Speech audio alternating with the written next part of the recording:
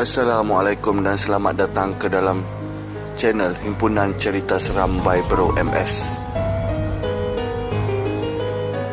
Di dalam channel ini kita akan berkongsikan pengalaman-pengalaman mistis oleh para pendengar dan cerita-cerita seram tentang kewujudan entiti-entiti yang tidak dapat dilihat oleh mata kasar kita. Semoga anda terhibur di dalam setiap penceritaan di dalam channel ini. Assalamualaikum.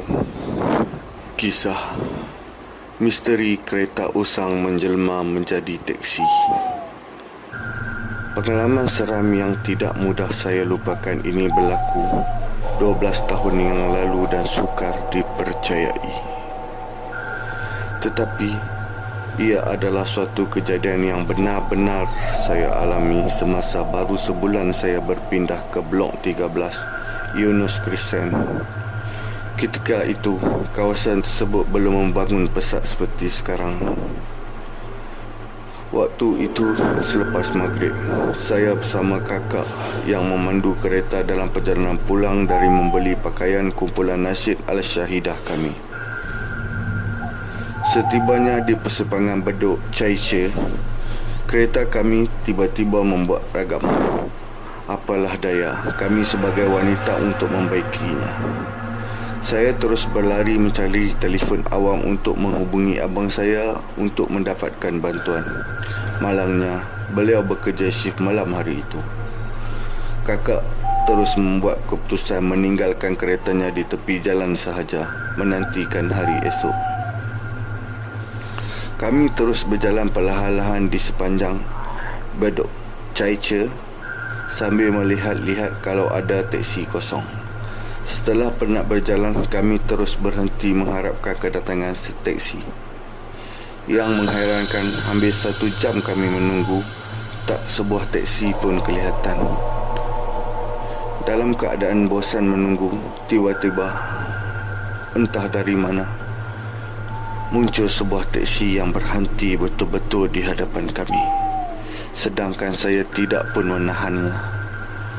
Tanpa berlengah, kami terus menaikinya sambil mengucapkan rasa syukur. Dalam teksi, entah mengapa terlalu banyak cerita yang kami bualkan sehingga kami tidak sedar masa berjalan. Setelah saya melihat jam di tangan, barulah saya sedar hampir 1 jam kami berada dalam teksi berkenaan dan masih belum tiba ke tempat tujuan kami. Sedangkan perjalanan dari Bedok Caice ke Yunus Crescent hanya memakan masa kurang 20 minit sahaja. Saya segera mencuit kakak saya bertanyakan akan keganjilan yang kami rasakan dan tempat yang dilalui benar-benar tidak kami kenali langsung. Kakak memberi isyarat menyuruh membaca apa saja ayat Al-Quran yang kami tahu. Terkumat kami mulut kami. Sempat juga saya bertanya, "Apek, kami nak ke Yunus Crescent. Lu bawa ke mana ni?" Apek tadi hanya menganggukkan kepalanya. Bertambah gemetar saya, seperti hendak menangis rasanya saya. Kami cekalkan hati, terus membaca apa saja ayat-ayat yang kami ingat. Tiba-tiba kami seperti keluar daripada dunia lain. Teksi tadi terus membelok ke Yunus Crescent tanpa perlu kami memberitahu pemandunya. Teksi itu terus berhenti betul-betul di hadapan blok kami.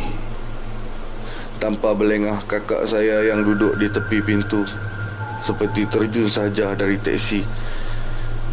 Dan saya terus menghulurkan wang $10 kepadanya. Apabila saya menghulurkan wang, alangkah terperanjatnya saya apabila menyedari pemandu teksi tersebut adalah seorang tua yang benar-benar sudah lanjut usianya. Kelihatan sejuta kedutan di tangannya. Sayangnya saya tidak dapat melihat langsung wajahnya. Dia seperti cuba memalingkan muka ke arah lain. Tanpa bersuara, pemandu itu menolak wang pemberian saya dengan isyarat. Dalam ketakutan dan keheranan, terdengar kakak saya menyuruh saya turun dari teksi waktu itu dengan segera. Saya yang dari tadi terasa seperti terpaku, terus turun dari teksi tersebut tanpa menutup pintunya kembali. Alangkah terperanjatnya kami, kerana hanya beberapa tapak saja kami melangkah apabila kami menoleh. Teksi itu sudah tidak kelihatan lagi.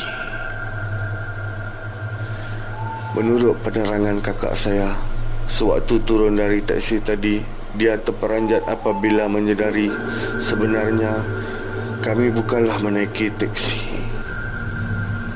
tetapi sebuah kereta yang usang pada pandangannya. Waktu itu saya melihat jam tangan hampir pukul 11.30 malam. Alangkah anehnya, perjalanan dari Bedok Chai-Chai ke Eunos Crescent mengambil masa 3 jam.